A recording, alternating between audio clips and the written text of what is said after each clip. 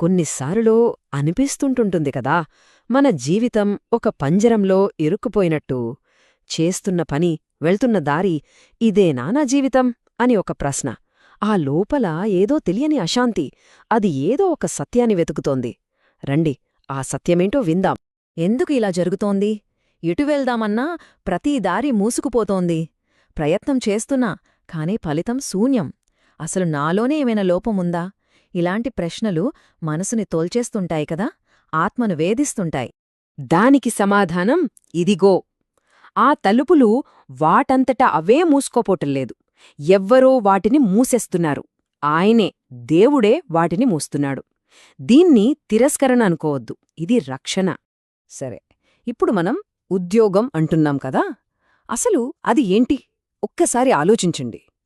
అది కేవలం బ్రతకడం కోసం మనిషి కట్టుకున్న ఒక వ్యవస్థ.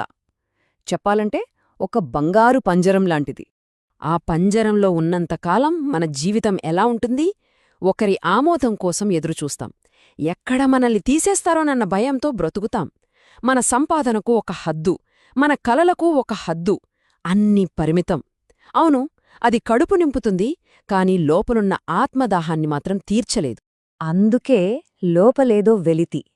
ఎంత సంపాదించినా ఏదో అసంతృప్తి. ఎందుకో తెలుసా? ఎందుకంటే నీ లోపలున్న ఆత్మకు ఒక నిజం తెలుసు. నీవు ఇంత చిన్న జీవితం కోసం పుట్టలేదని, ఇంతకంటే ఎంతో గొప్పదానికోసం సృష్టించబడ్డావని దానికి తెలుసు. అందుకే చెప్తున్నా, ఆ మూసుకుపోతున్న తలుపుల్ని చూసి భయపడొద్దు. అస్సలు భయపడొద్దు. అది నీకు పడుతున్న శిక్ష కాదు, అది దేవుడు చూపిస్తున్న ప్రేమ. తిరస్కరణలా కనిపిస్తున్నా అది నీకు దొరుకుతున్న ఒక రక్షణ. ఆయనెందుకు ఆ తలుపులు మూస్తున్నాడో తెలుసా? ఎందుకంటే నీవు ఇంత చిన్నదానితో, ఈ పంజరంతో సరిపెట్టుకుని ఉండిపోవడం ఆయనకు అస్సలు ఇష్టం లేదు. అందుకే ఆయనే స్వయంగా ఆ ద్వారాలను మూసేశాడు. ఎందుకు? మనుషులు కట్టిన ఈ వ్యవస్థ మీద నీకున్న నమ్మకాన్ని తీసేసి తన మీద నీ విశ్వాసం నిలబడాలని. ఒక్కసారి గుర్తుచేసుకోండి, చరిత్రలో ఆయన పోషణ ఎప్పుడూ మనుషుల వ్యవస్థల మీద ఆధారపడలేదు. అరణ్యంలో పైనుంచి మన్న కురిపించాడు, ఒక బండ నుండి నీళ్లిచ్చాడు, ఒక వితంతువు ఇంట్లో నూనెను అక్షయం చేశాడు, కాకులతో ఒక ప్రవక్తకు ఆహారం పంపాడు. చూసారా, ఆయన మార్గాలు మన ఊహకు కూడా అందవు. అయితే ఇక్కడే మనం ఒక చాలా ముఖ్యమైన విషయాన్ని అర్థం చేసుకోవాలి. అదేంటంటే ఉద్యోగానికి దేవుని పిలుపుకు మధ్య ఉన్న తేడా. చూడండి, ఉద్యోగమనేది తాత్కాలికం. ఈరోజు ఉంటుంది, రేపోవచ్చు. అది మన శక్తిని మెల్లమెల్లగా పీల్చేస్తోంది, కేవలం బ్రతకడం కోసం అంతే.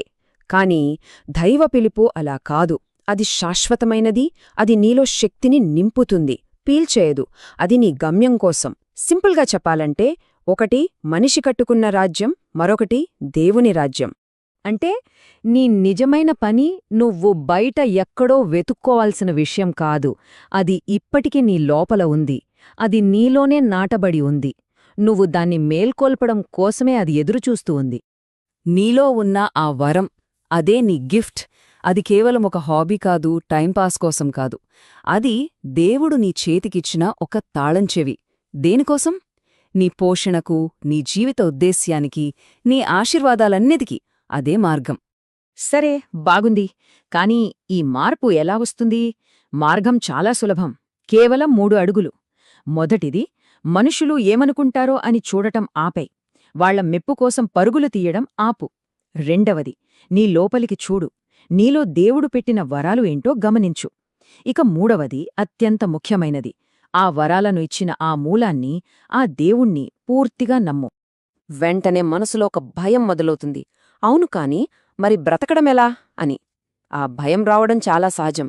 కాని ఒక విషయం గుర్తుపెట్టుకో, నీవు నమ్ముతున్న ఆ మూలం, అది ఈ లోకపు ఆర్థిక వ్యవస్థలకు, ఇక్కడి కష్టనష్టాలకు, వాటన్నిటి పరిమితులకు అతీతమైనది. ఆయనే స్వయంగా చెప్తున్నాడు, నేను ఈ లోకపు ఎకానమీకి బద్ధుడిని కాను. నన్ను ఏ ప్రభుత్వాలు నియంత్రించలేవు.